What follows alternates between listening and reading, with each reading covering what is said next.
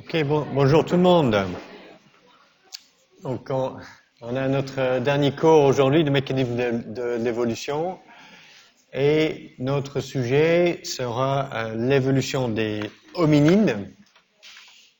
Et donc, ce que l'on va faire dans le cours, c'est d'abord revoir un petit peu la phylogénie des primates pour avoir une idée claire.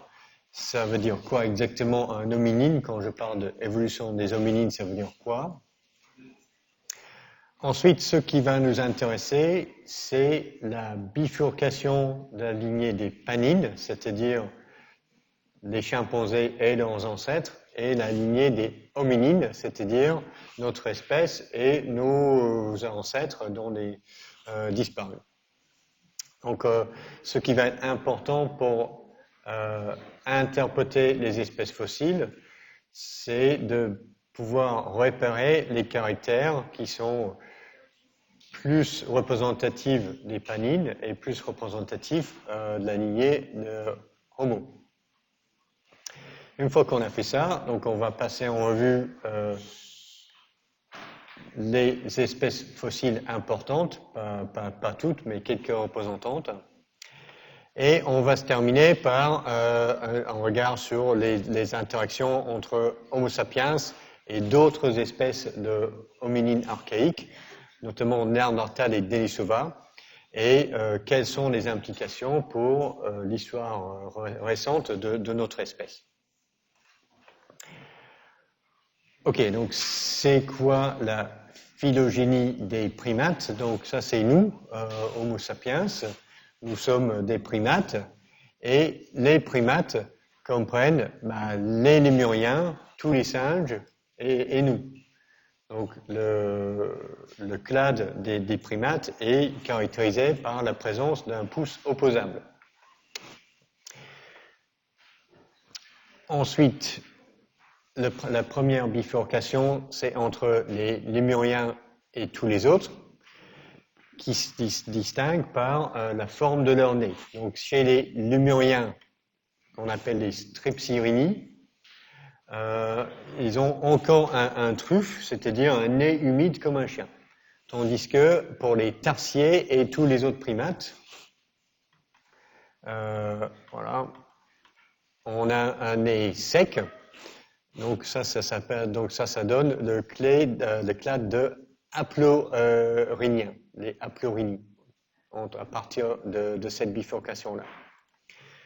Ensuite, chez les haplorhinies, on a des vrais singes, les simiiformes, et la grande bifurcation, la grande distinction chez les vrais singes, c'est entre les singes du Nouveau Monde, c'est-à-dire les espèces qu'on trouve en Amérique du Sud, et les singes de l'Ancien Monde qu'on appelle les catarrhiniens. Donc singes de l'Ancien Monde, ça veut dire espèces de singes du continent africain, de l'Europe et de l'Asie.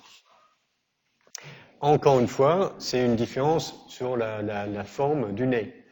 Donc chez les platyrrhéniens, les singes du Nouveau Monde, les narines sont écartées et ouvertes latéralement de part et d'autre au-dessus de la bouche, tandis que chez les catarrhiniens, c'est-à-dire comme chez nous, les narines sont rapprochées ou ouvertes vers le bas, donc un peu comme sur notre nez.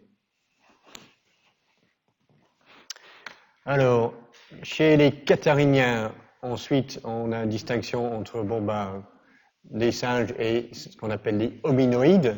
Et chez les hominoïdes, ce qui les caractérise, c'est l'absence de la queue qui est remplacée par le coccyx. Donc on trouve ça chez les gibbons et chez les autres groupes de hominoïdes, qu'on appelle les hominoïdés.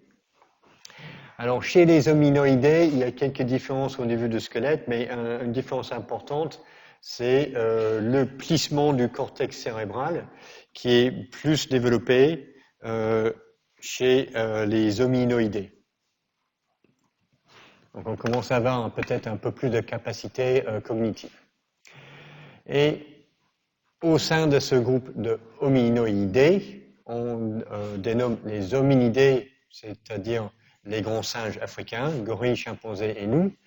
Et les homininés, c'est chimpanzés, humains et notre ancêtre commun. Donc c'est ça un peu la phylogénie et le nom des différents clades.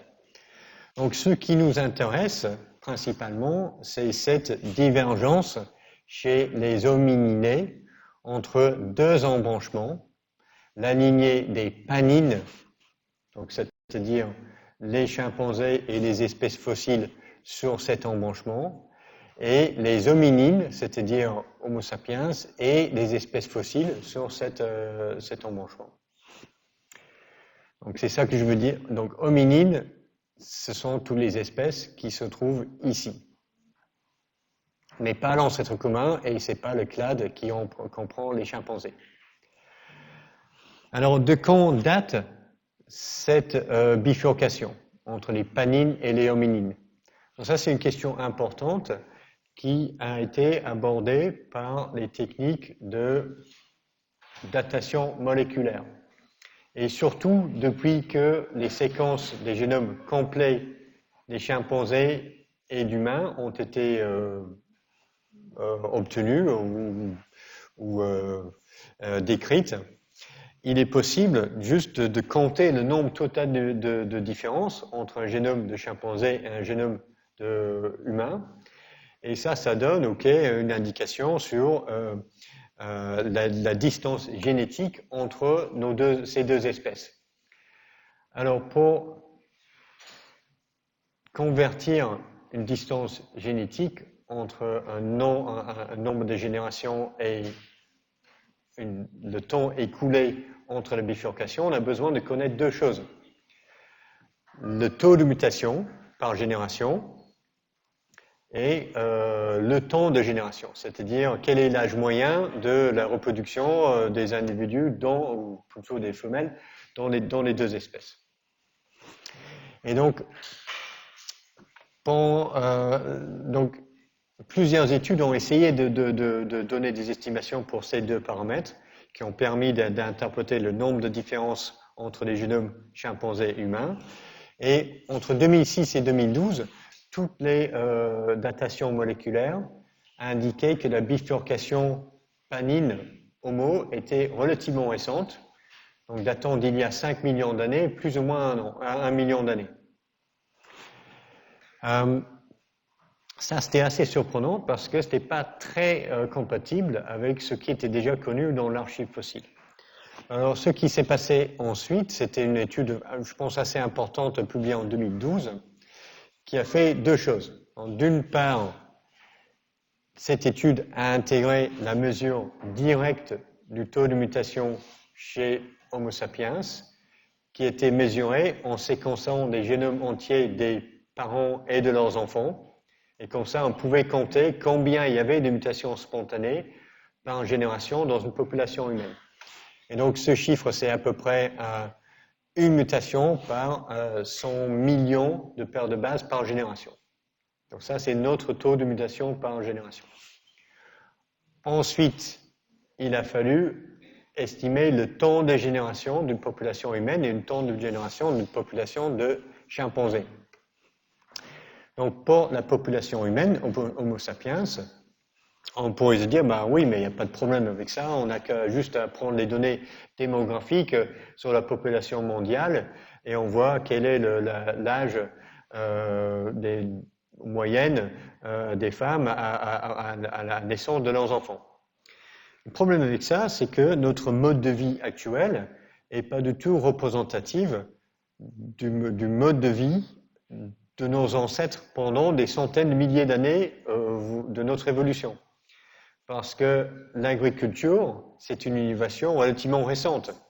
Et avant ça, la plupart des groupes d'humains vivaient avec un mode de vie de chasseur-cueilleur.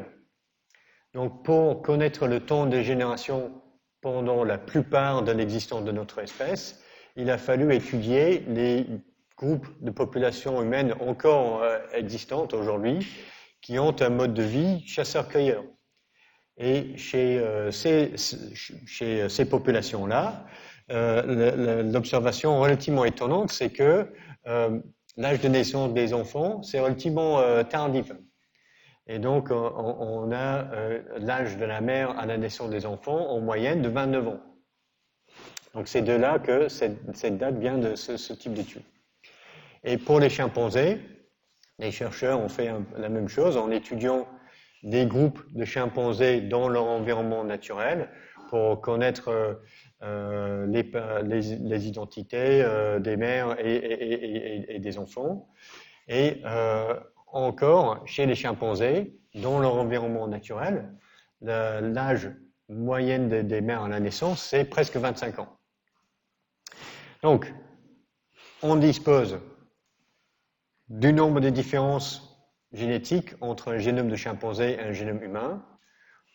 On dispose d'un taux de mutation par génération, donc on peut du coup calculer le nombre de générations qui nous séparent des chimpanzés.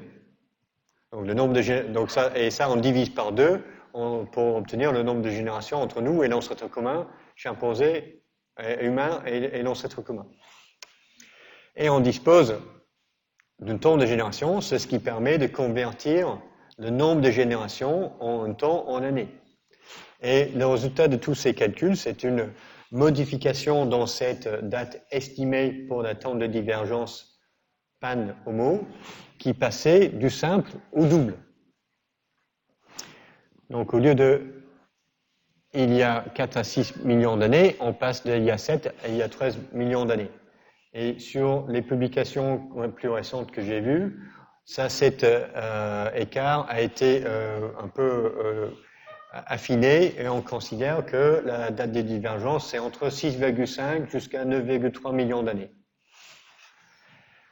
Donc voilà, donc ça c'est un peu l'époque à laquelle nos deux lignées ont divergé. Alors, si on veut retracer cette divergence dans l'archive fossile, ce qu'il faut être capable de faire, c'est de reconnaître quelques caractères qui sont spécifiques à la lignée Homo. Et si on raisonne un petit peu en termes cladistiques, on a une bifurcation dans notre arbre phylogénétique ici, et chaque fois qu'on a une bifurcation, on a un clade Homo qui acquiert quelques innovations évolutives qui sont absentes ou pas présentes chez l'autre clade et qui n'étaient pas présentes non plus chez l'ancêtre commun. Donc classiquement, je veux dire il y a 100 ans ou il y a 50 ans, on considérait comme que la bipédie, l'utilisation des outils et l'utilisation d'un langage symbolique étaient des caractères spécifiquement humains, absentes chez les chimpanzés et également chez les gorilles et par conséquent également absentes chez l'ancêtre commun. Et donc on considérait que ces caractères-là étaient des innovations évolutives qui caractérisaient la lignée Homo. Et ça c'est quelque chose qui avait déjà été reconnu par Darwin. Et pour lui, il pensait que ces trois choses-là sont pas totalement indépendantes. Parce que si on acquiert la bipédie, les mains sont plus libres, plus disponibles pour manipuler des objets et cela favorise la formation et l'utilisation des outils. Pareil, la confection des outils fait appel aux capacités cognitives pour visualiser l'avenir, concevoir un objet avec son utilisation ultime qui est en tête. Et donc, ces choses-là vont un petit peu de pair avec des avancées qui sont liées à l'acquisition de langage. Donc, Darwin voyait un peu cette suite de caractères plus ou moins spécifiques de la lignée humaine comme se renforçant et allant ensemble. Alors, donc on peut se poser la question à quel point ces caractères sont vraiment absentes chez les chimpanzés ou étaient vraiment absentes chez l'ancêtre commun ou s'ils étaient déjà présents sous une forme rudimentaire. Et donc ça, c'est un peu l'intérêt et l'utilité de regarder comment vivent les chimpanzés dans leur environnement naturel. Et donc ici, on peut voir qu'en fait, les chimpanzés se déplacent sur leurs pattes arrière de temps en temps, comme cette femelle ici avec son enfant sur le dos. Mais vous, comme moi, vous avez peut-être remarqué que lorsqu'elle marche, c'est pas une démarche très fluide comme nous. Okay? Nous, quand on marche, c'est comme ça, on y va directement, c'est très fluide. Mais la chimpanzé, là, quand elle marchait, c'était comme ça, quoi. Donc, elle était obligée de bouger tout son thorax avec chaque pas. Donc, la bipédie est présente chez les chimpanzés, mais c'est pas le mode de locomotion majoritaire. C'est une modalité de déplacement qui est minoritaire chez les chimpanzés. La plupart du temps, ils vont se déplacer à quatre pattes. Donc, on peut considérer que, peut-être notre ancêtre commun avait une capacité rudimentaire de locomotion en bipédie, mais en fait, la bipédie comme unique mode de locomotion est bel et bien un trait spécifique de la lignée Homo. Alors, comment on peut savoir sur les restes fossiles ou des ossements si un individu était bipède ou pas? Donc, un élément qui est important et très instructif, c'est la forme du fémur.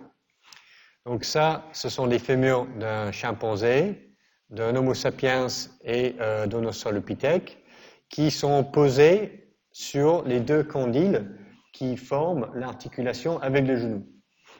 Ce que l'on peut voir, c'est que le fémur du chimpanzé monte tout droit, tandis que notre fémur à nous fait un angle. Et ça, c'est une adaptation à la bipédie. Pourquoi? Parce que la bipédie, c'est une action qui nous met en déséquilibre sur une jambe pendant un moment et ensuite on est en déséquilibre sur l'autre jambe. Or, si on a un fémur qui descend tout droit de la hanche, lorsqu'on est sur une jambe, on est en déséquilibre parce que le centre de gravité est au-dessus du vide. Je fais ça, j'ai tendance à tomber comme ça. Or, si on a le genou qui part si on a le fémur qui part en angle vers l'intérieur, le genou est plutôt aligné avec le centre de gravité. Donc c'est plus facile pour moi de rester en déséquilibre comme ça, parce que mon genou est juste en dessous de mon centre de gravité. Donc ça, c'est une adaptation très claire et nette pour la bipédie. Et les chimpanzés n'ont pas. Donc c'est un peu pour ça que leur démarche n'est pas très stable. Donc une autre chose que l'on peut voir aussi sur le membre inférieur, c'est lorsqu'on marche, en fait, on n'utilise plus le hallux comme un pouce opposable, on n'utilise pas les pieds pour attraper des choses, tandis que chez les gorilles et les chimpanzés, ils le font. Donc chez les gorilles, on voit que le hallux, le gros orteil du pied, est toujours opposable. Tandis que sur notre pied, le hallux est aligné avec les autres orteils. Donc si on voit ça, c'est clairement une indication que l'individu était bipède, tout le temps. Alors c'est pas que le membre inférieur qui contient des indications sur la bipédie, la forme du crâne est également importante. Donc, et surtout la position de ce qu'on appelle le trou occipital ou le foramen magnum, c'est là où la colonne vertébrale va s'insérer dans le crâne. Donc si on est un individu qui se déplace plutôt à quatre pattes, ce qui va se passer, c'est que la tête, la colonne vertébrale va être à l'horizontale et la tête sera attachée un peu comme ça, un peu avec des yeux qui regardent devant.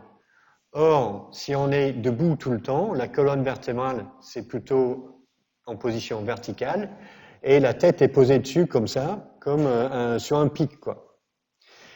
Et pour pouvoir avoir des yeux qui regardent devant, chez le chimpanzé, cette insertion de colonne vertébrale dans le crâne est plutôt à l'arrière du crâne, tandis que chez nous, le foramen magnum, c'est en position centrale, pour avoir la tête bien en équilibre sur la colonne vertébrale qui est en position verticale. Et donc, foramen magnum, plutôt antérieur, position centrale, c'est une bonne indication de la bipédie d'un individu. Donc, si on a un crâne, on peut avoir ce type d'information. L'autre chose qui est vraiment intéressante chez les crânes, c'est souvent, enfin, c'est la dentition et la forme un petit peu du mâchoire supérieur. Donc on voit que le chimpanzé a un très grand mâchoire supérieur avec une forme prognate du devant de la face et les dents très massives disposées en forme plutôt rectangulaire et avec ces grandes canines.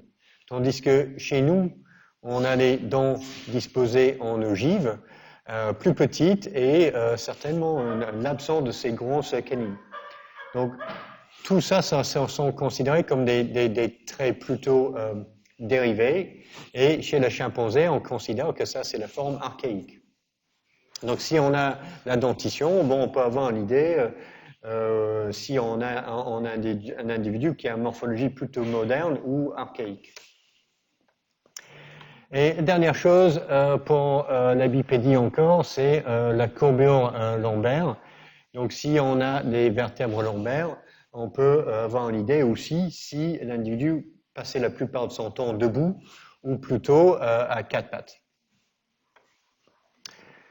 Alors, des ossements, des fossiles, si on a le crâne membre inférieur, ça donne des indications sur la bipédie.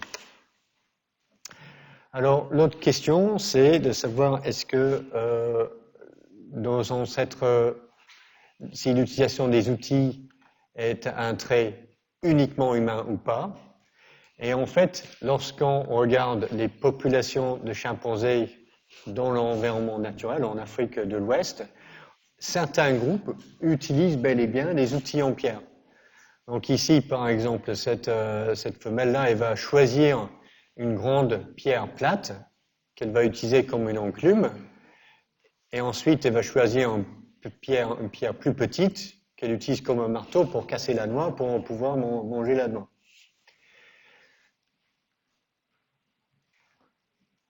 Et tous les autres individus dans le groupe sont en train de faire la même chose. Donc on a certains groupes de chimpanzés qui sont capables d'utiliser des outils en pierre. Et on a de nombreux groupes de chimpanzés qui utilisent des outils simples en bois. Donc ici c'est un exemple, là encore c'est une femelle et son petit. Donc elle va choisir une brindille sur un arbre, et qu'elle va l'adapter, elle va enlever les trucs qui vont pas être utiles pour ce qu'elle veut faire. Donc elle va l'adapter à son utilisation. Et ensuite, elle va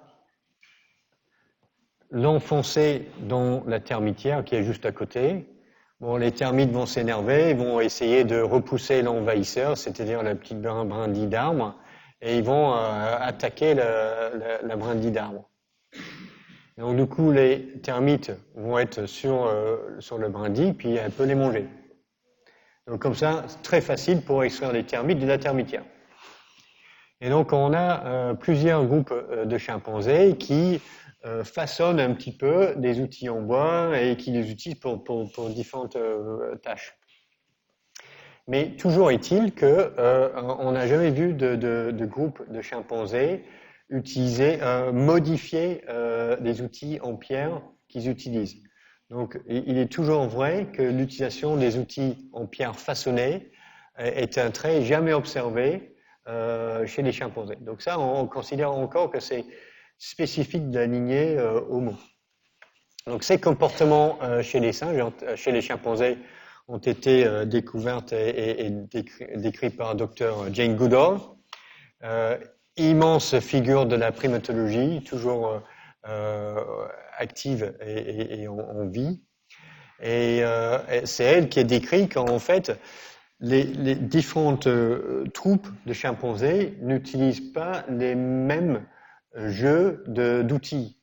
Ils ont une culture technologique qui est transmise par l'apprentissage, c'est pas un comportement inné, et c'est différent d'un groupe à l'autre. Et lorsqu'il y a des individus qui passent d'un groupe à un autre, on peut avoir un transfert de technologie d'un groupe de chimpanzés à un autre. Et donc c'est Jane Goodall qui était vraiment extrêmement important pour apprendre tout ça. Donc encore pour la bipédie, donc on a l'utilisation des outils dans une forme un peu rudimentaire, mais vraiment présente chez les chimpanzés. Et donc on peut facilement imaginer que chez l'ancêtre commun chimpanzé Homo sapiens, on pouvait avoir une utilisation des outils un peu comme ça aussi. Alors, dernière chose, je vais revenir sur ça. Donc, le dernier caractère considéré comme spécifiquement humain, c'est l'utilisation d'un langage symbolique. Et pour illustrer ça, je vais vous jouer quelques vocalisations de chimpanzés. D'accord? Donc, écoutez-moi ça.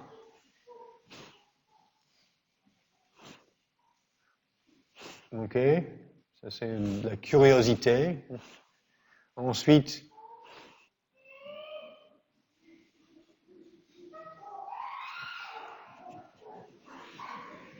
voilà, on s'excite sur quelque chose, c'est bien, c'est motivant. Mais aussi, les chimpanzés, ils peuvent s'énerver.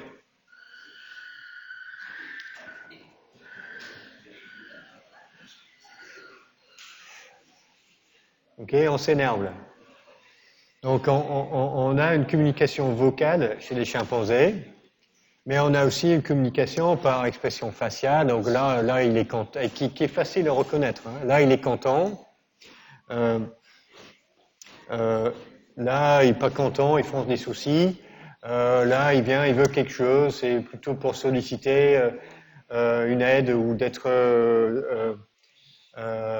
dépouillé par un autre ou avoir de la nourriture ou quelque chose comme ça.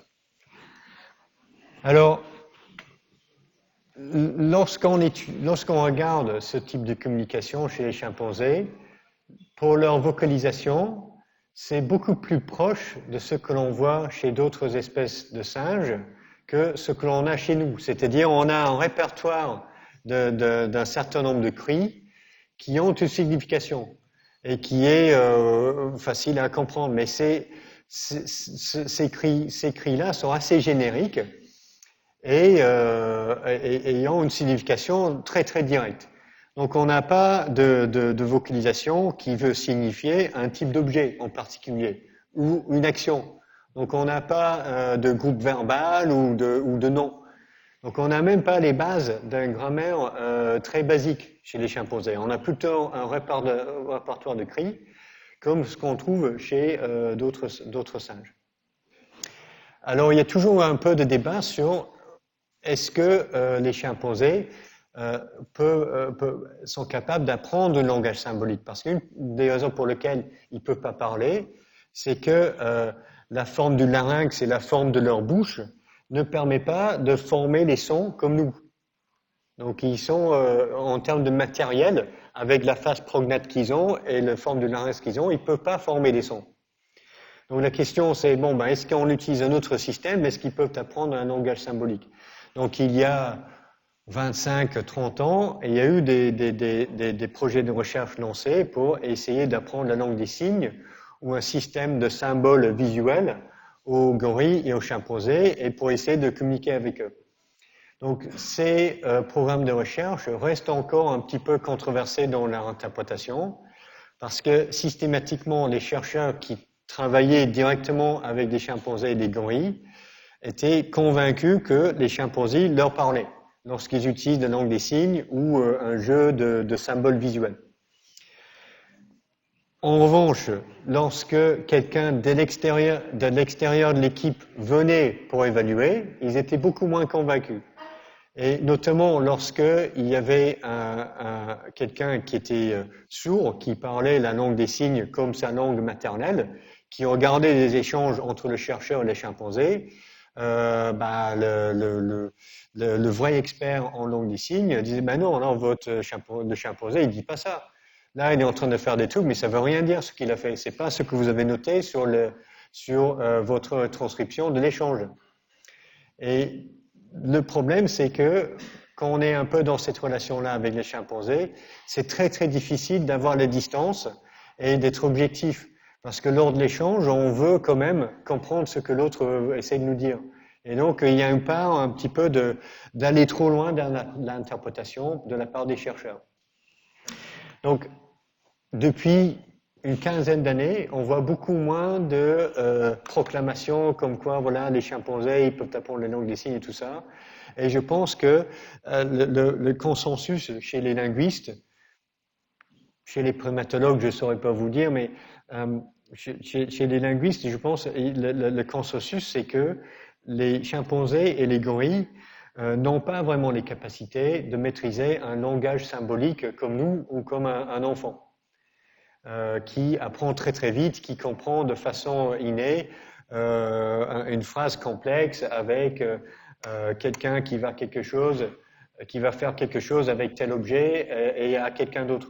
Donc ça c'est une construction assez complexe que des enfants maîtrisent très facilement et les chimpanzés ils sont pas comprendre tout ça quoi. Donc il semble y avoir un vrai fossé entre les capacités des chimpanzés et des gorilles en termes de maîtrise de langage et ce que nous sommes capables de faire. Donc on ne trouve pas vraiment les origines rudimentaires de langage symbolique chez les chimpanzés. C'est pas comme l'utilisation des outils et la bipédie. Ok, donc ça, le problème avec le langage symbolique, c'est qu'il laisse pas beaucoup de traces.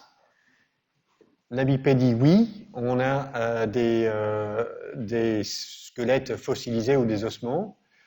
Les outils façonnés en pierre, c'est assez robuste, on peut les retrouver. Les outils en bois, non, ça c'est périssable. Mais le langage, comment savoir si une espèce fossile était capable de parler? Très très difficile, mais il y a quelques indications qu'on verra à la fin du cours. Ok, donc on veut essayer de regarder ces traits-là, et pour le langage symbolique, on va considérer comme la capacité crânienne comme une sorte de mesure assez inexacte des capacités cognitives entre différentes espèces de hominines. Donc ce que je vais faire maintenant, c'est de passer en revue quelques espèces fossiles importantes, pas toutes, et je vais les passer dans l'ordre chronologique de l'existence de l'espèce fossile, et pas dans l'ordre de leur découverte. Donc on va passer de la plus ancienne vers les plus récentes. Et la plus ancienne, c'est cette espèce fossile très importante, Sahelanthropus tchadensis ou Toumaï, découverte en 2001 par l'équipe de Michel Brunet de l'Université de Poitiers.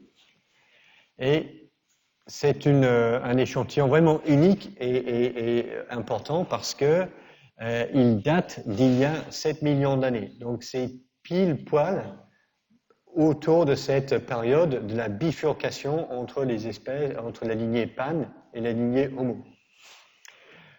Ce qui est particulier sur Toumaï, c'est qu'il a été retrouvé au Tchad.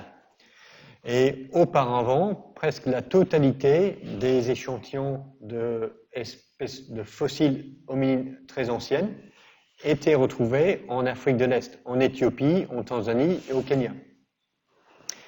Donc on peut se demander, mais pourquoi diable est-il allé au Tchad, Michel Brunet? Parce que tout le monde sait que tous les bons fossiles intéressants vont se trouver en Afrique de l'Est. Mais en fait, c'est pas une erreur si Michel Brunet est allé chercher au Tchad.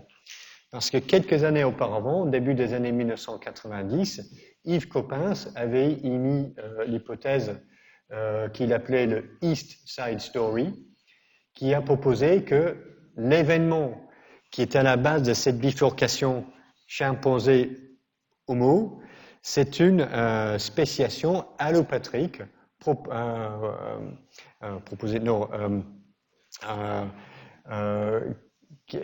la suite d'une séparation de la population en deux parties. Une partie à l'est de la vallée du Rift, qui allait donner la lignée hominine, et une autre partie de la population à l'ouest de la vallée du Rift, qui allait donner la lignée des panines, des chimpanzés. Donc c'est une hypothèse très élégante parce que ça donnait un mécanisme à la base pour cette bifurcation. Et une autre chose qui était très élégante dans cette hypothèse, c'est que elle a donné des prédictions que l'on pouvait tester pour valider ou rejeter l'hypothèse. Et l'une de ces prédictions, c'était que à l'ouest de la vallée du Rift, on doit trouver des espèces fossiles sur la lignée des panines et non pas des espèces fossiles sur la lignée des hominines.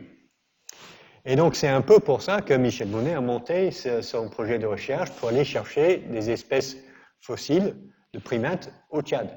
Donc, Tchad, c'est une région plutôt sec aujourd'hui, mais il y a 5000 millions ou il y a 8 millions d'années, c'était une zone beaucoup plus humide et boisée.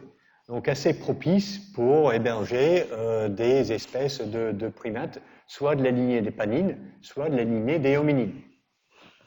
Alors, avant la découverte de Toumaï, l'équipe de Michel Bonnet a découvert une espèce de australopithèque au Tchad. Donc, les australopithèques sont sur la lignée hominine. Donc, c'était déjà une réfutation de l'hypothèse d'Yves Coppens de East Side Story. Parce qu'on a retrouvé des espèces fossiles, non pas de la lignée des panines, mais de la lignée des hominines au Tchad. Donc, déjà, c'était déjà important pour cette raison-là. Et Toumaï est aussi un échantillon retrouvé dans la suite de ce programme de recherche. Ok, Toumaï, c'est quoi? C'est un crâne fossilisé, un peu déformé, qui est illustré ici. Donc on a une face qui est un peu prognate, donc on a la face qui se projette vers l'avant. Donc chez un crâne d'Homo sapiens, on a une face plutôt plate. Ça, c'est un crâne de chimpanzé. Et Toumaï, c'est un petit peu entre les deux. Une chose qui est intéressante chez Toumaï, c'est la présence d'une canine toujours attachée au crâne. Et ça, c'est très intéressant parce que c'est plutôt moderne. Donc, on a une petite canine chez Toumaï, plutôt comme le nôtre, et pas comme une grosse canine de chimpanzé. Et donc, c'était un peu pour cette raison-là, la présence de caractères modernes sur le crâne de Toumaï qui a mené l'équipe de Poitiers de dire que c'est la première espèce fossile sur la lignée des hominines. Et ça, c'est l'importance de cette espèce fossile. Alors, quels étaient ces caractères? Bon, est-ce qu'il y avait des outils façonnés à côté? Non. Donc, aucune évidence pour l'utilisation des outils en pierre façonnée. Capacité crânienne plutôt petite, un peu comme un chimpanzé. Et la bipédie, j'ai noté ici, probable, possible. Alors, l'équipe de Poitiers, en 2005, ils ont publié cette analyse du crâne de Toumaï qui est ici, comparé à un crâne d'Homo sapiens, un crâne de chimpanzé et un crâne d'Australopithèque. Et pour conclure sur la bipédie, ils ont tracé une ligne verticale sur le plan orbital et ils ont tracé une autre ligne sur la base du crâne ici, et chez Homo sapiens, chez un crâne d'Homo sapiens, ça fait un angle droit. Parce qu'on est debout et on regarde devant. Chez les australopithèques, c'est presque un angle droit, donc aussi une espèce bipède. Chez les chimpanzés, ça donne un angle aigu. Et sur leur analyse de Toumaï, ils disent ça nous donne un angle droit, donc Toumaï était bipède. Donc tout le monde n'est pas d'accord avec cette analyse, y compris parmi les spécialistes des paléoanthropologues. Et même un béotien comme moi peut voir que, pourquoi ils n'ont pas tracé la ligne un peu comme ça, comme ils ont fait avec le crâne de chimpanzé. Donc cette analyse n'est pas admise par tout le monde. Donc évidemment, ce qui serait très très utile, ce serait si on disposait des fragments d'os du fémur ou quelque chose comme ça, du membre inférieur. Et jusqu'à il y a 2 ou 3 ans, personne ne savait qu'un tel échantillon existait. Enfin, personne en dehors de l'université de Poitiers en tout cas.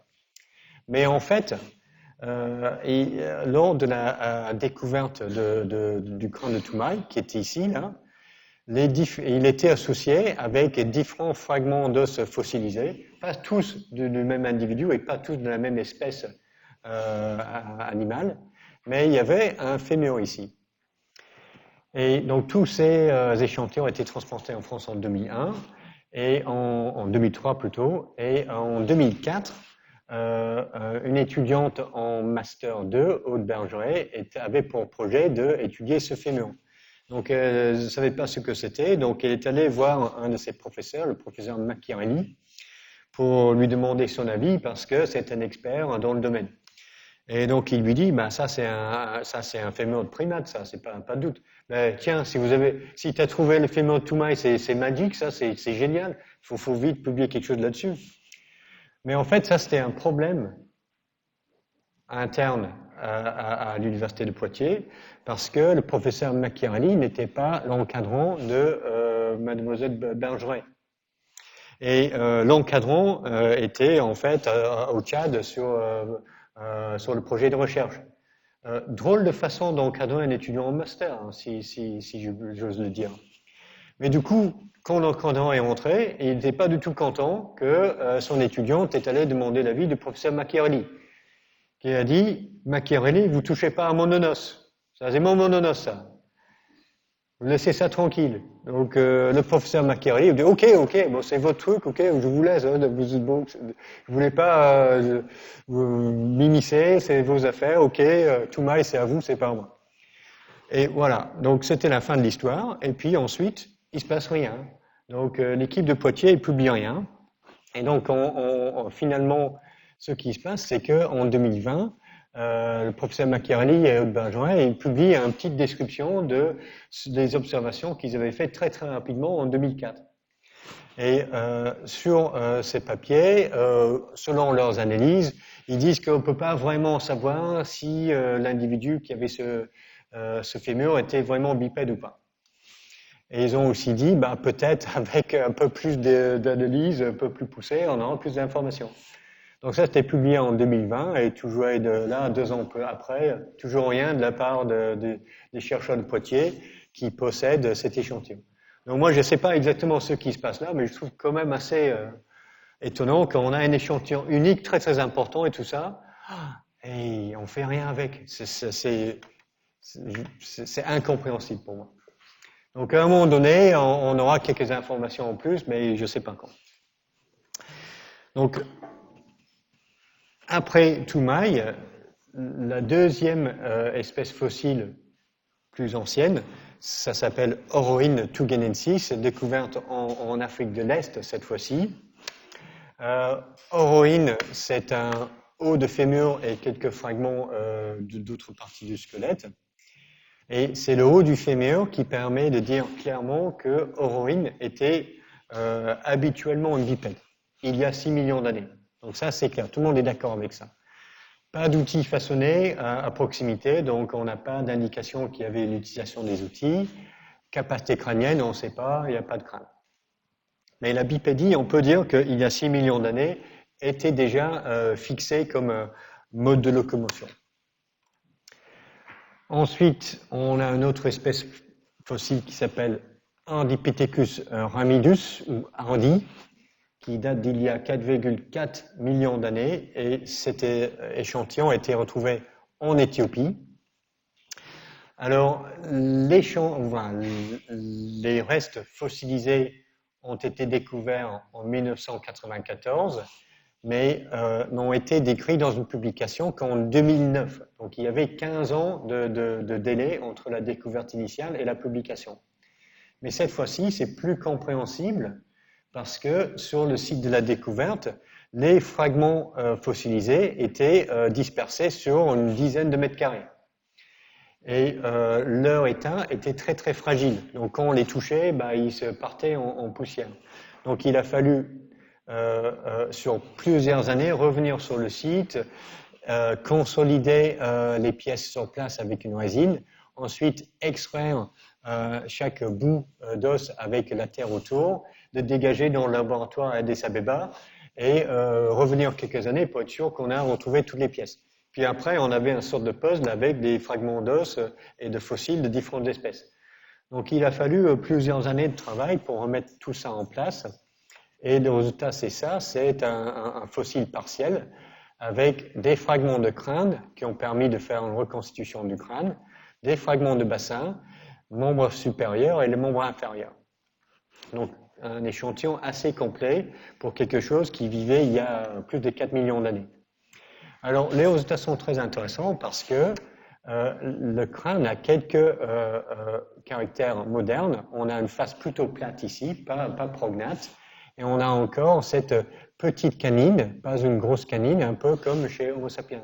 Donc ce sont des caractères modernes et l'équipe pense aussi, enfin, pense ou considère que Arendit également fait partie de la lignée de hominine. En termes de bipédie, donc voilà, capacité crânienne plutôt petite, outils façonnés, non, pas d'outils en pierre à trouver à côté. Bipédie, encore, on est donc probable possible. Donc l'équipe qui a fait les découvertes ont essayé de reconstituer la forme du bassin par une simulation sur un ordinateur, et la forme reconstituée du bassin semble ressembler à un bassin de... Ça c'est Hardy, ça c'est Australopithèque. Donc le bassin de Hardy, selon la reconstitution par l'ordinateur, ressemblerait à un bassin d'Australopithèque, et on sait que les Australopithèques étaient bipèdes. Donc la conclusion, un petit peu indirecte, c'est que Hardy était bipède. Tout le monde n'est pas d'accord avec ça. Qui voit un truc qui n'est pas cohérent avec la bipédie ici? Qu'est-ce qu'on a? Ok, si vous regardez ici, la hallux sur le pied, il est opposable. Donc il n'est pas aligné avec les autres orteils. Donc si Arendipithecus ramidus, il marchait, c'était pas une démarche comme la nôtre. Donc c'était pas vraiment une bipédie perfectionnée. Donc ça les bipédies de Hardy, c'est encore quelque chose de controversé, parce que ça dépend vraiment des paramètres qu'on met dans la reconstitution par ordinateur du bassin. Alors un des problèmes avec l'interprétation de ces fossiles très anciens, Toumaï, Oroïne et Hardy, c'est que ils se placent il y a 7 millions d'années jusqu'à il y a 4 millions d'années. Et ça, c'est à peu près autour de cette période de bifurcation entre les lignées hominines et panines. Donc ça, c'est une publication de 2011. Et donc, on considère que c'était il y a 4 à 8 millions d'années. Maintenant, on va placer ce curseur plutôt entre ici et là, entre 7 millions et 9 millions d'années.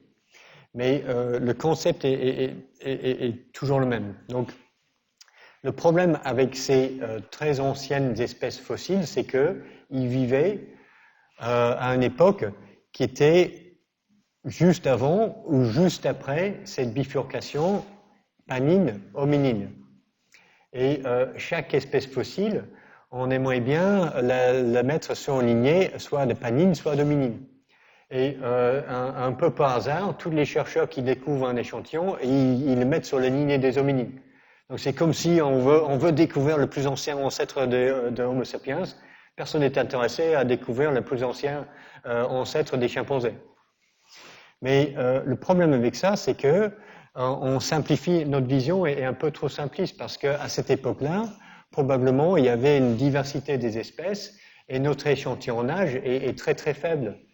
Et ces espèces très très anciennes, ils avaient peut-être des mélanges de caractères archaïques et de caractères modernes, qui peut-être dans les deux lignées, sur les panines et chez les hominines. Donc si on avait une panine archaïque avec quelques caractères modernes, on ne peut pas vraiment le distinguer, ou c'est très difficile de distinguer, d'une hominine archaïque avec quelques caractères plutôt anciens. Donc le statut de ces fossiles, Toumaï, Hardy et Oroïne, c'est très difficile de savoir s'ils sont sur la lignée des panines, sur la lignée des hominines, ou même avant. D'accord? Donc ça, c'est pas vraiment clair, ça. Et la raison pour laquelle c'est pas clair, c'est parce que nous disposons de très très peu d'échantillons. Donc l'interprétation, le modèle est basé sur peu de points de données. Alors on commence à avoir des idées plus claires avec les Australopithèques, parce que là on a plusieurs dizaines d'échantillons, et on a quelques échantillons vraiment exceptionnels comme Lucie, découverte en 1972 par une équipe dont faisait partie Yves Coppens, une équipe internationale.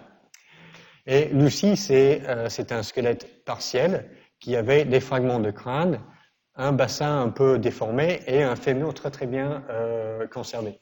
Et c'est le fémur qui a permis de dire que Lucie était clairement 100% bipède. Par la suite, on a également découvert quelques traces d'empreintes de pieds, Et on voit que le hallux ici est bien aligné avec les autres orteils, donc ce qui confirme la bipédie de tous les australopithèques. Capacité crânienne commence à être un peu plus grande. Alors, est-ce que les australopithèques avaient des outils en pierre façonnée? Ça, c'est encore un petit peu disputé. Alors, il existe des outils en pierre façonnée avec une technologie simple, dite de l'Omequi, après le site où on les retrouve, à côté du lac Turkana. Et ces outils en pierre sont dans un dépôt stratigraphique qui date d'il y a 3,3 millions d'années. Donc c'est à la même époque de l'existence des australopithèques. Mais il n'y a pas vraiment de reste d'australopithèques dans cette région-là datant de cette époque. Donc il y a toujours une sorte de doute, est-ce qu'ils étaient produits par un australopithèque ou une espèce de homo très très ancien qu'on n'a pas encore trouvé. Notre indication, c'est qu'en Éthiopie, cette fois-ci, on a un fragment d'os d'animal fossilisé qui porte des marques de coupure qui n'ont pas été faits par un animal ou des dents de quelqu'un qui essaie de le manger. Donc ces traces ici ont été faites avec un objet tranchant. Donc on n'a pas des outils, mais on a les restes de l'utilisation des outils ici. Et là, à ce moment-là, le seul hominine présent, c'est Australopithecus afarensis. Donc il commence à avoir quelques indications que les australopithèques étaient capables d'utiliser des outils en pierre à façonner. Et ça, c'est quelque chose que on verra si c'est confirmé par des découvertes à venir.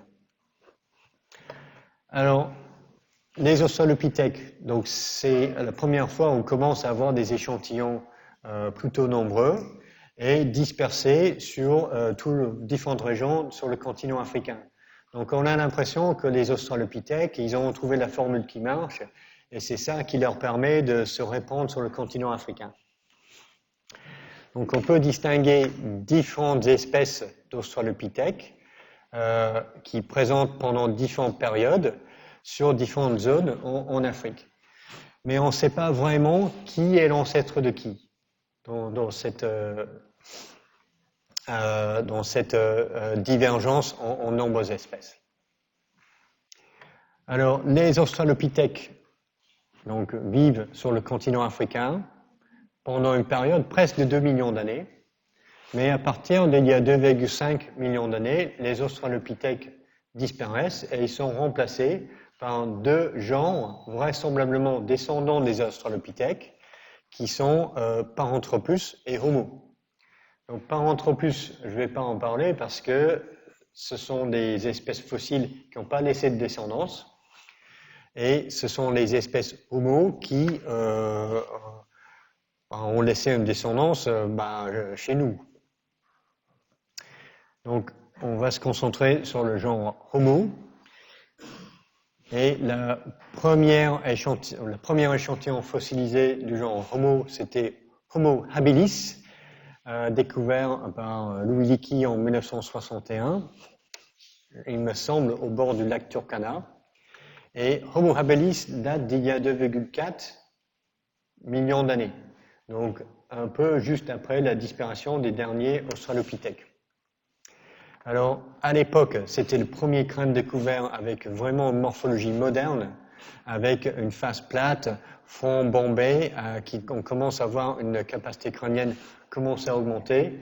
C'est quand même loin de l'humain moderne. Nous, on est plus de 1000 cm3 en capacité crânienne, donc c'est peut-être à la moitié de ça. Clairement bipède, on a plusieurs éléments pour indiquer ça, et les outils façonnés. Donc, Homo habilis est associé avec ces sortes de galets cassés pour donner un tranchant. C'est ce qu'on appelle la culture olduvaienne, après le nom de l'endroit, le gorge de Olduvai, où on a trouvé ces outils pour la première fois. Donc, encore une fois, on a l'impression que Homo a trouvé la formule qui marche, et c'est ça qui lui permet de se répandre sur le continent africain, et même au-delà. parce que avec les différentes espèces de Homo qui ont été décrits à partir des échantillons trouvés en Afrique et en Asie, on voit pour la première fois les hominines quitter le continent africain. Alors, ces dénominations d'espèces ne sont pas vraiment admises par tout le monde. Moi, j'ai essayé de trouver un consensus et c'est assez difficile. Donc, par exemple, tout le monde n'admet pas la différence entre Homo habilis et Homo rudolfensis, parce que les deux espèces ont vécu dans la même partie d'Afrique à la même période, et les différences morphologiques entre les fossiles sont pas vraiment si importantes que ça. Donc il y a des gens qui disent tout ça c'est Homo habilis, ça c'est rudolfensis, c'est pas une espèce à part. Et il existe aussi un peu le même type de discussion pour Homo ergaster et Homo erectus. Donc les premiers fossiles de Homo erectus ont été découverts en Asie. Et lorsqu'on a découvert des échantillons fossilisés semblables en Afrique, on leur a donné un autre nom, Homo ergaster. Mais il y a des gens qui disent que non, ergaster et erectus, c'est la même chose.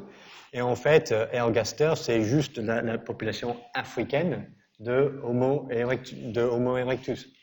Donc, ce qui est clair, c'est que Erectus ergaster, ce groupe-là, a une origine africaine et c'est Erectus qui est la première population de hominines qui quitte le continent africain et qui s'installe en Asie et un peu en Europe. Donc Erectus et ces populations africaines qu'on peut appeler ergaster sont responsables des innovations technologiques importantes. Donc les premières bifaces de la technologie dite HEDN et la maîtrise du feu. Donc on a quelques innovations importantes datant de il y a 1,5 million d'années pour la maîtrise du feu et puis peut-être même avant. Alors Homo erectus, donc on a peut-être les plus anciens échantillons encore en Afrique de l'Est, à côté du lac Turkana. Ensuite, des échantillons en Géorgie, qui datent d'il y a 1,8 million d'années. Très vite, l'installation d'Homo erectus en Indonésie, et aussi des populations d'Homo erectus en Asie de l'Est, qui persistent dans cette région pendant au minimum 1 million d'années. Donc on a ces populations d'Homo erectus qui sont un petit peu isolées par rapport aux populations africaines, et on pense que chaque population a un petit peu évolué de façon indépendante dans sa région du monde. Donc dans les temps un peu plus récents, on a à nouveau de nombreuses espèces de hominines fossilisées que l'on retrouve à différents endroits du monde, Sapiens, Floresiensis, Néandertal, Heidelbergensis. Floresiensis, petite espèce de hominine naine sur une île en Indonésie, vraisemblablement dérivée d'une population de Homo erectus localement. Alors, quelles sont les relations entre Heidelbergensis, Neanderthalensis et Sapiens? Donc, Sapiens, bon, on se retrouve partout dans le monde actuellement, mais notre origine est clairement africaine. Néandertal, c'est une espèce d'hominine disparue qui vivait en Europe et dans l'ouest de l'Asie. Et Heidelbergensis semble être l'ancêtre commun entre Néandertal et Sapiens. Donc Heidelbergensis l'espèce a été décrite à partir d'un mâchoire initialement découverte en Allemagne, d'où le nom qui dérive de Heidelberg. Ensuite, on a trouvé des mâchoires semblables et d'autres fragments de crâne en Espagne et d'autres échantillons en Afrique. Donc, encore une fois, les plus anciens échantillons sont en Afrique. Et on considère qu'il y a une partie de la population de Heidelbergensis qui est allée s'installer en Europe. Et la population européenne, c'est l'ancêtre de Neanderthalensis. Et la population africaine serait l'ancêtre de Homo sapiens. Donc c'est un peu ça le modèle actuel.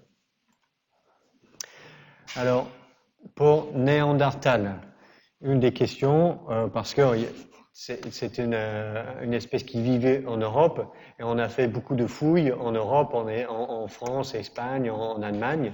Donc on a pas mal d'échantillons de fossiles et même d'ossements et d'outils laissés par les Néandertals. Donc clairement bipédie, outils façonnés très élaborés avec une culture dite moustérienne et une capacité crânienne vraiment très grosse tête, en moyenne même supérieure à notre capacité crânienne. Donc ça c'est un crâne de néandertalien, ça c'est un crâne de Homo sapiens. Alors sur les ossements de néandertaliens, il a été possible d'en extraire l'ADN et de séquencer entièrement le génome des néandertaliens. Je pense qu'il y a 3 génomes complets qui ont été publiés jusqu'à présent. Et donc, la disponibilité de ces données génétiques directes, c'est ça qui a permis de donner d'estimer la date de divergence des lignées sapiens néandertaliens à il y a 500 000 ans à peu près. Donc, ce qui colle assez bien avec les dates de l'espèce Homo heidelbergensis. Donc ça, c'est assez cohérent tout ça. Alors, une des questions qui planent sur Néandertal, c'est à quel point les individus néandertaliens étaient comme nous, avec une culture développée et éventuellement un langage parlé. Donc pour la culture, il commence à avoir de plus en plus d'indications que les Néandertaliens s'occupaient de leurs blessés, parce que chez les fossiles qui restent, on a quelques individus qui portaient des blessures telles qu'ils ne pouvaient pas survivre tout seuls, ou des individus âgés avec une ostéoarthrite qui ne pouvaient pas bouger beaucoup, mais ils vivaient quand même. Donc les groupes, ils s'occupaient d'autres membres blessés ou des personnes âgées dans le groupe. Et il y a aussi quelques sites qui sont fortement compatibles avec un enterrement des cadavres. C'est-à-dire on trouve des corps bien alignés et les os sont pas portent pas des marques de destruction ou de dégradation par des charognards. Donc on pense que de plus en plus que les Néandertaliens avaient un rite funéraire. Il y a quelques sites qui indiquent que ils faisaient des constructions mais assez étonnantes, donc notamment un cercle de stalagmites trouvé dans une grotte en France, et cette grotte-là a été isolée il y a 176 000 ans. Donc il n'y avait pas de Homo sapiens en Europe à cette époque-là. Donc ces stalagmites que je vais vous montrer la vidéo, sont disposés par terre dans un grand cercle, et puis il y a des accumulations au milieu. Et ils ne sont pas tombés comme ça par hasard. Donc quelqu'un les a déplacés pour faire ces cercles. Alors, donc je vais vous montrer ça en 3D parce qu'on apprécie mieux comment c'est.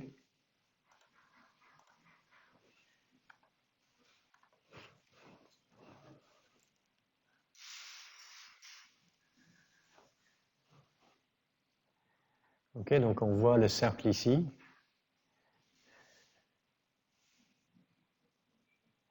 Donc c'est tous ces petits cylindres des stalagmites qui ont été cassés et puis déplacés pour former ce cercle et les 2 entassements au milieu.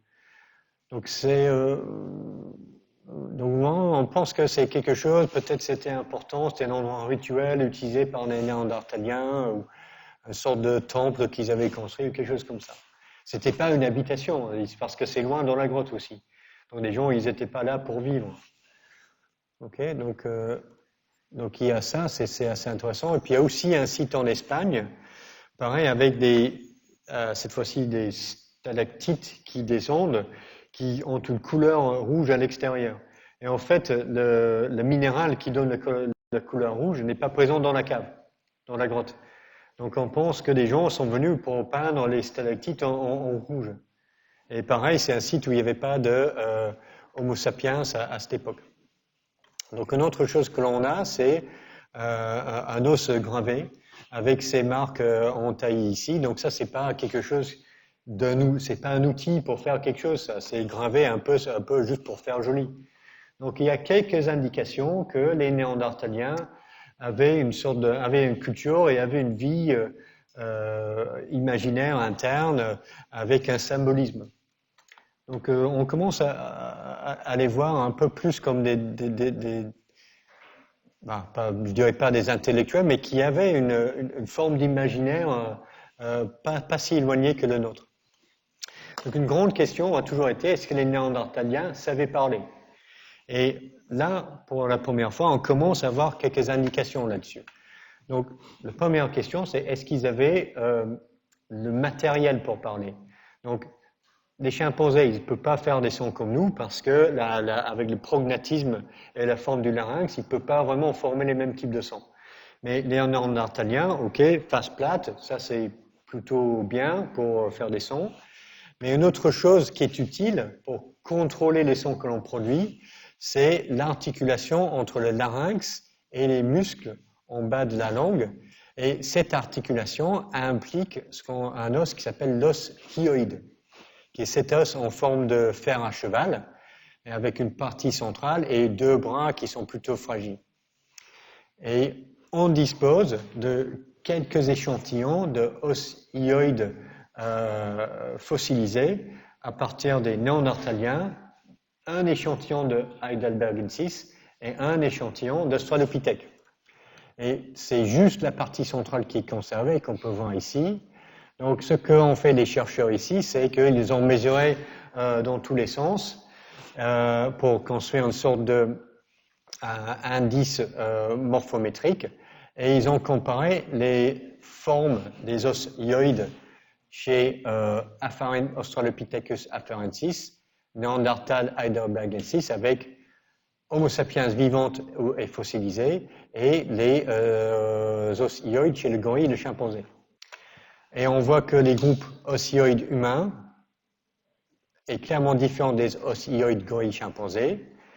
Le seul osioïde australopithèque a une forme plutôt qui ressemble à un osioïde gorille chimpanzé, tandis que l'os hyoïde heidelbergensis et les deux os hyoïdes néandertal ressemblent à l'os hyoïde humain moderne, Homo sapiens. Donc la conclusion, c'est que Néandertalensis et Heidelbergensis avaient probablement le matériel nécessaire pour faire des sons comme nous. Tandis que les Australopithèques, non. Donc ça, c'est pour le matériel. Qu'en est-il pour le logiciel? Et là, on connaît quelque chose parce que par l'étude du gène FOXP2. Donc ce gène code pour un facteur de transcription qui est exprimé lors du développement du cerveau, et il avait été identifié comme le gène responsable d'une maladie génétique qui est associée à des problèmes héréditaires d'acquisition du langage. Donc les enfants qui naissent avec une mutation ou une de ces deux mutations dans le gène FOXP2 ne peuvent pas vraiment acquérir le langage. Donc on sait que sa fonction est importante pour ça. Lorsqu'on regarde dans la séquence du gène FOXP2 chez différentes espèces de primates, on voit que c'est un gène qui est très conservé chez tous les primates, sauf chez Homo sapiens. Et chez nous, on a deux mutations faux sens qui se sont introduites dans le gène FOXP2. Et c'est une forte indication qu'il y a eu une pression de sélection positive pour favoriser l'émergence de ces deux mutations chez nos ancêtres. Donc, gène responsable de l'acquisition du langage qui est différente entre nous et les chimpanzés. Alors, qu'en est-il pour les Néandertaliens? Ils ont la même séquence que nous. Donc, probablement, les Néandertaliens avaient aussi les capacités cognitives pour utiliser un langage symbolique. Et probablement Heidelbergensis aussi, parce qu'on trouve les mêmes deux mutations chez nous, et chez les Néandertaliens, on les a probablement héritées à partir de notre ancêtre commun, Homo heidelbergensis. Donc, probablement, Homo heidelbergensis savait parler déjà. il y a 500 000 ans, voire peut-être un peu plus. Ok, donc on a 10 minutes pour terminer cette dernière partie. Donc, Néandertal savait parler, vivait en Europe, et la question a été, que s'est-il passé lorsque les populations d'Homo sapiens, quittant le continent africain, ont rencontré les populations de Néandertaliens? Donc ça, c'est un peu la dernière partie. Donc, Homo sapiens, déjà. Donc, on sait que Homo sapiens n'est pas un descendant de Néandertal. L'origine d'Homo sapiens, c'est le continent africain, encore une fois. Pourquoi? Parce que les plus anciens fossiles d'Homo sapiens se sont tous retrouvés sur le continent africain. Actuellement, le record est tenu par le Maroc, avec les plus anciens fossiles qui datent d'il y a 300 000 ans. D'autres fossiles très anciens encore en Afrique de l'Est. Mais on ne sait pas vraiment dans quelle région Homo sapiens avait son origine, dans quelle région sur le continent africain. Ça, on a besoin de plus d'informations, je pense. Alors, il y a aussi les données génétiques qui sont tous concordantes avec une origine africaine des populations Homo sapiens. Si on regarde les marqueurs génétiques variables entre différentes populations humaines vivant actuellement, et on construit l'arbre phylogénétique des différentes populations humaines, les embranchements les plus profonds dans la racine sont dans les populations d'Afrique sous-saharienne. Et donc ça aussi, ça situe l'origine de notre espèce en Afrique. Alors, donc on a une origine africaine quelque part, soit en Afrique australe, Afrique centrale, Afrique de l'Est, Afrique de l'Ouest, et on commence à quitter le continent africain il y a peut-être 80 000 ans, avec des populations qui s'installent en Asie de l'Est, en Indonésie et même en Australie il y a 65 000 ans. En Europe, la date de première habitation de Homo sapiens en Europe a été repoussée à il y a plus de 50 000 ans. Et clairement, il y avait des Néandertaliens qui vivaient encore en Europe à cette époque-là. Et il y avait aussi des populations d'hominines archaïques en Sibérie à cette époque-là. Alors ça, c'était qui? C'était les Denisoviens. Et les Denisoviens, c'était une espèce découverte à partir d'échantillons d'ossements qui étaient retrouvés dans une cave en Sibérie, dite la cave de Denisov. Et la question était de savoir, est-ce que ces dents étaient des dents d'un Néandertalien ou des dents de Homo sapiens? Et on a eu l'excellente idée d'extraire l'ADN à partir de ces dents et de la séquencer. Et le résultat était quelque chose d'assez surprenant. Et donc, initialement, c'était fait sur l'ADN mitochondrial. Et l'idée, c'était de voir les distances génétiques entre les échantillons humains, les échantillons néandertaliens et cette dent. Et en fait, cette dent-là, il est loin de Néandertalien et loin de Homo sapiens. Donc, ce n'était pas un Néandertalien, ni un humain. Cette dent appartenait à une autre espèce d'hominine archaïque, Homo denisova. Alors, donc on avait deux espèces d'hominines archaïques en Europe et en Asie, présentes au même temps qu'on avait des populations de Homo sapiens arrivant d'Afrique et s'installant dans cette zone-là. Donc, est-ce qu'ils avaient eu des échanges culturels et génétiques? Et on a cherché à répondre à cette question-là pour essayer de voir si on avait quelques allèles, c'est-à-dire des variants génétiques partagés entre nous et les Néandertaliens. Alors, il faut départager deux cas de figure pour ces allèles partagés. Donc, imaginons que l'on a un allèle qui est partagé entre les Néandertaliens et toutes les populations Homo sapiens vivant actuellement. Donc, ce qui est l'origine probable de ce type d'allèle, c'est que, en fait, l'allèle est apparu chez l'ancêtre commun ici, et du coup, les populations de Néandertaliens le possèdent, et aussi toutes les populations humaines.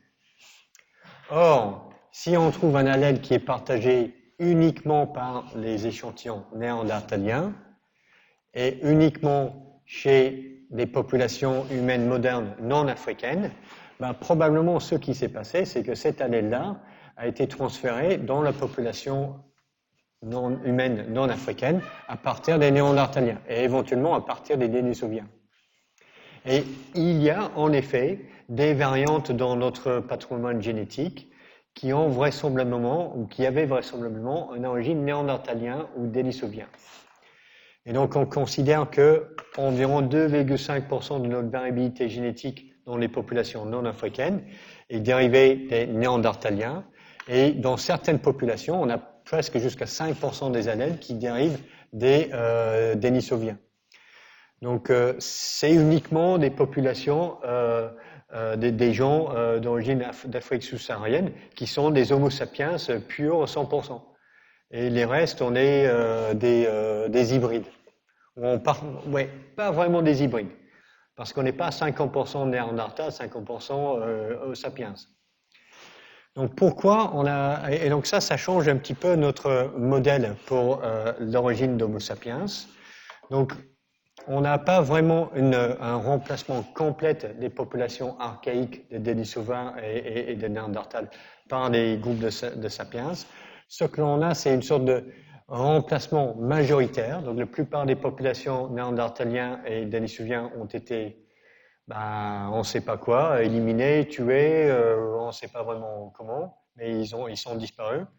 Mais on a eu quelques échanges génétiques avec eux et une partie de leurs gènes sont passés dans la lignée humaine.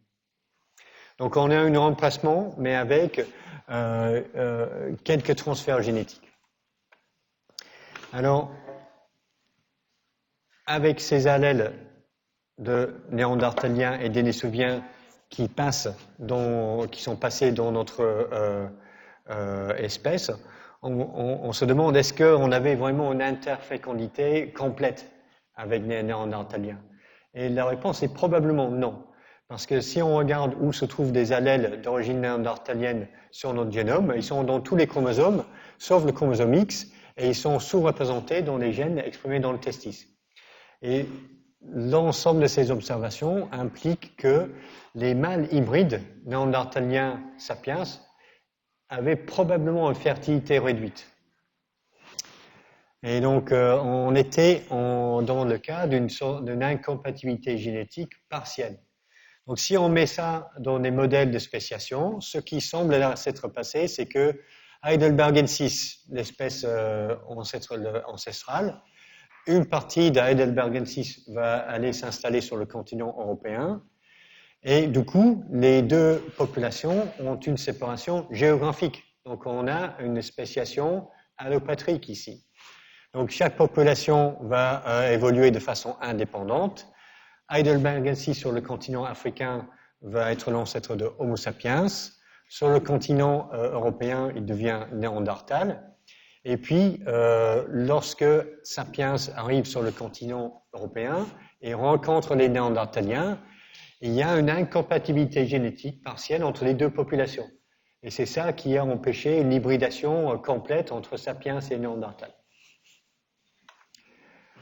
Donc, voilà, c'est le diapo de la fin. Donc ici, c'est juste représenté, ça date un petit peu maintenant, mais c'est toujours une représentation fidèle des espèces des hominines archaïques et leur datation.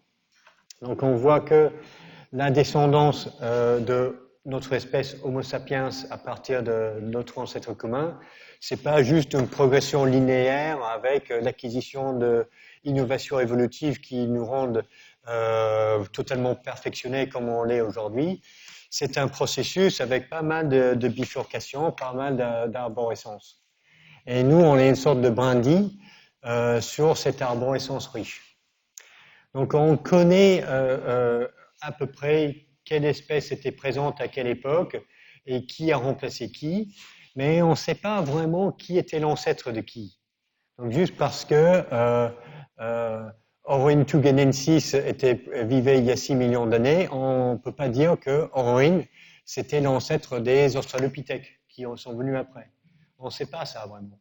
Et ça, c'est parce qu'on n'a pas assez d'échantillons, surtout pour ces espèces archaïques très, très anciennes.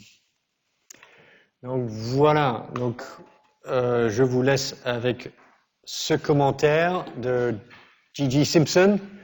Donc on est le résultat d'un processus naturel, c'est pas un objectif, et à tout moment dans notre évolution à partir de peut-être de Toumaï, on aurait pu disparaître. Mais on a eu de la chance, nos ancêtres ont toujours survécu, et puis c'est comme ça qu'on est 7 milliards sur Terre actuellement. Ok, je vous laisse comme ça, et puis bon week-end tout le monde.